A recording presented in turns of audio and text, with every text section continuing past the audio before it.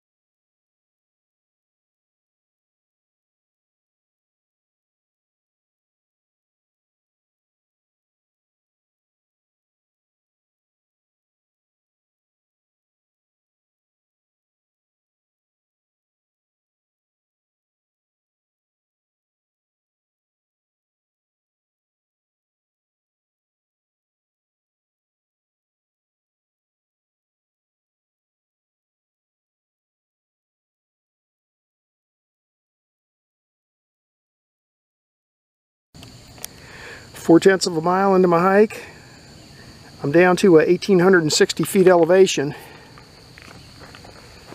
and there's where I came from. This is called the Dickey Ridge Trail, and it starts to descend a little bit, and then when you get to this concrete signpost, we're going to turn right and head down into Fox Hollow.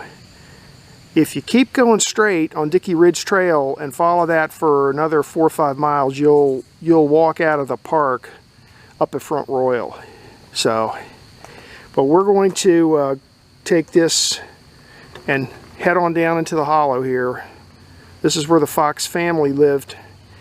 Of course, they had to give up their land to create this park, so here we go.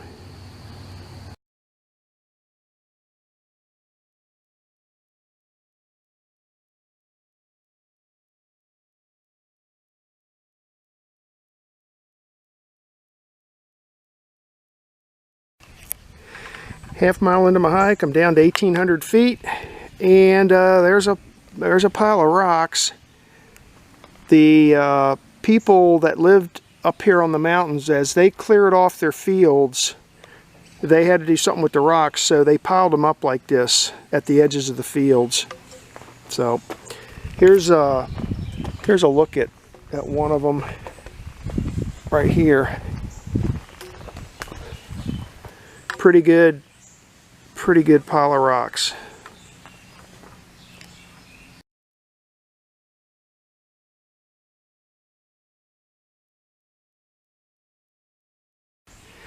There's a second pile of rocks, just a little downhill from the first pile. That one's a little smaller.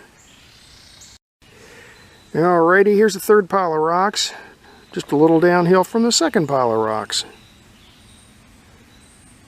Decent size pile of them here.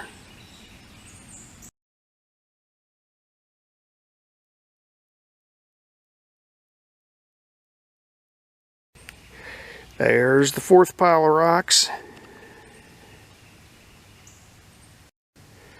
There's the fifth pile of rocks, and right over there is the sixth pile.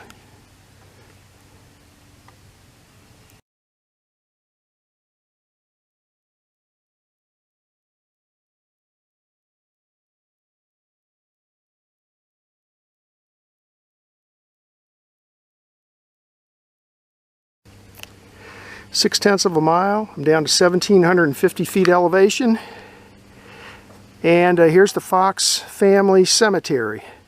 It's got a stone wall around it, and it's parts of it are looking pretty overgrown. It's up to the families to maintain these cemeteries. The Park Service doesn't maintain them. So, and trust me, I've done a lot of hiking in this park, and there's a lot more overgrown cemeteries that look a lot worse than this one. This one's in pretty good shape. I'll take some still pictures and see if we can get some of the names and dates.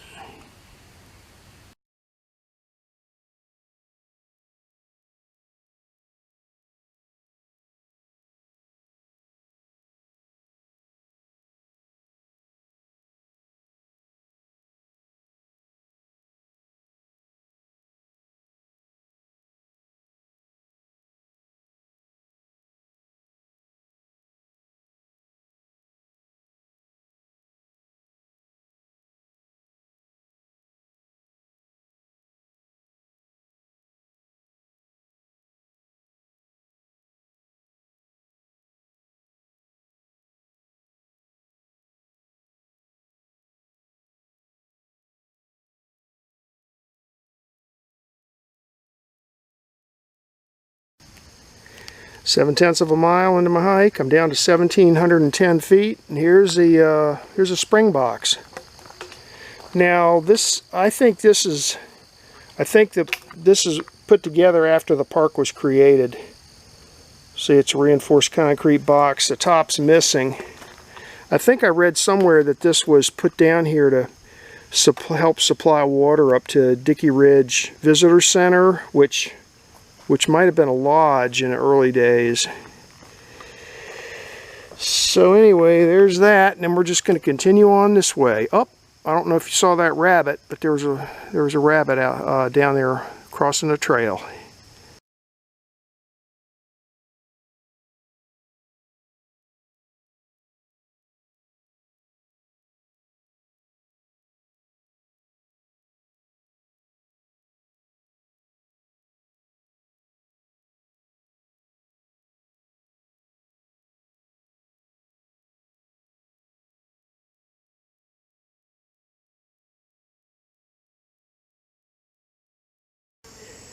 Just happened to see this off the right side of the trail heading down.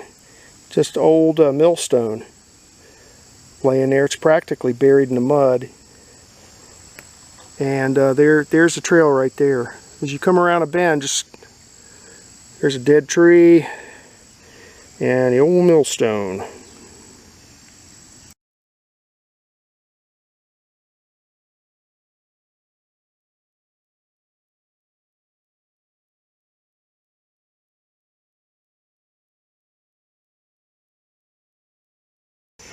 This may not show up on the video, but that's a stone wall right there.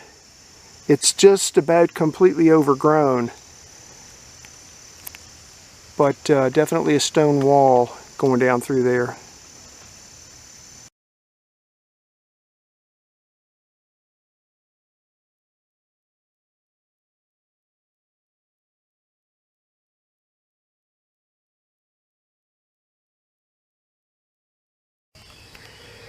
Nine-tenths of a mile into my hike.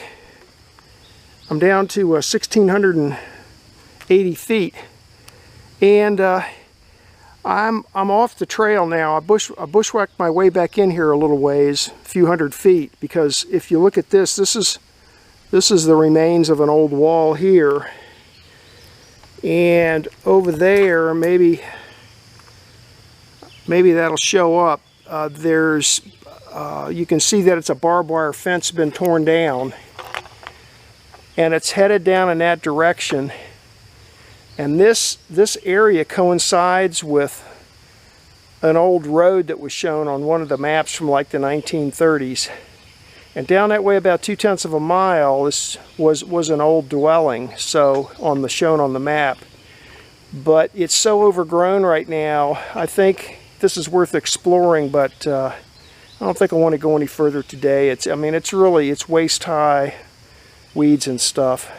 So I'm going to turn around and find my way back to the trail, head back up to Dickey Ridge.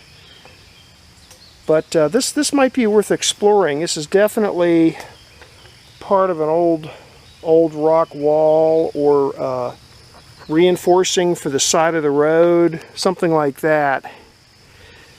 If I come back in the wintertime, I can probably figure this out a little better.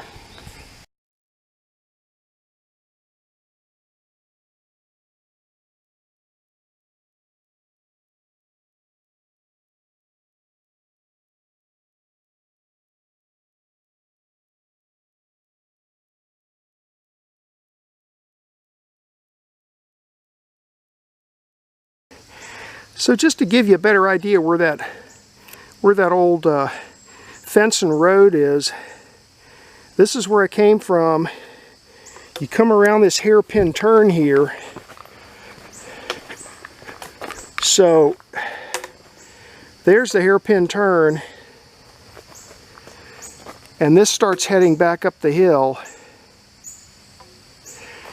And that fence and road, if you were to take this return path here and just come straight down and just keep right on going back in there, that's where it's located. So it looks to me like probably what they did was they cut down a bunch of stuff to let the overgrowth build up there so people can't get back in there.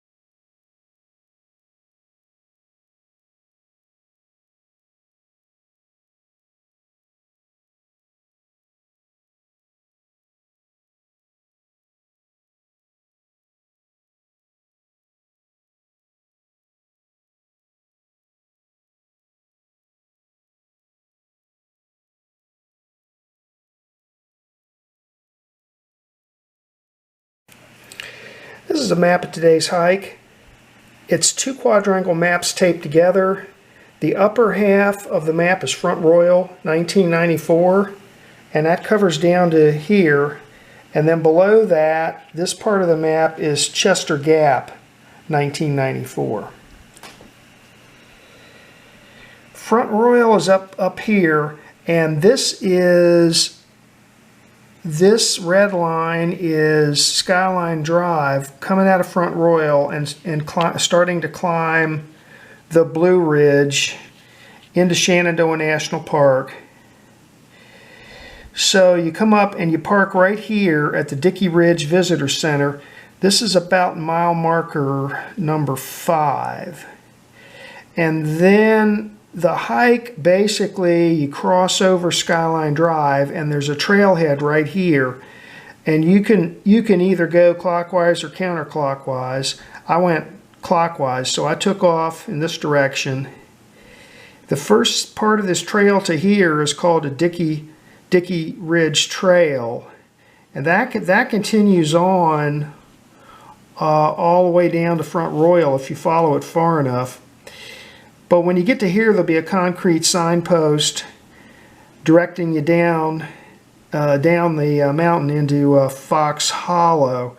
So you turn to the right and you start following this down. And when you get to about here, this is where the Fox family cemetery is. And then continue on down the side of the mountain to here. Now when you get to here, I'll explain this part in a second. I'll come back to that. When you get to here, there's just a real sharp bend in the trail, and then it starts coming back up the side of the mountain like this and back around. So it's a loop, might be maybe 1.5 miles all the way around this loop. Now when I got down to here, if you look on some of the older maps, like from the 1930s, there is a road that came down here and then did a little zigzag down like this. Maybe you can see the dotted line here, and started going down the side of the mountain, and basically, if you followed it far enough, it basically went out of the park and down the side of the mountain. Now right here, they showed an old homestead. Now this entire area here, this road's all blocked off with overgrowth and stuff. So it's not part of this trail system. But what I did was I bushwhacked my way in to maybe to about here, and then I gave up. It was so overgrown, I just turned around and came back out. But I think if I go back in the wintertime after a lot of this stuff dies down, I might be able to follow it all the way back into this area and see if there's anything left of the old homestead back in here. So that's a possible future hike for me once after winter comes. But this part here, this is a nice family-friendly hike. They got signs and stuff that says, you know, you can take your pets on there, but they absolutely have to be on a leash at all times. Because, I mean, I've encountered black bears right here at the trailhead, big ones too. So you can't have your dog running around barking at chasing after bears. That's not a good plan. So if you take them on this loop, make sure you keep them on a leash. And that was the hike for today.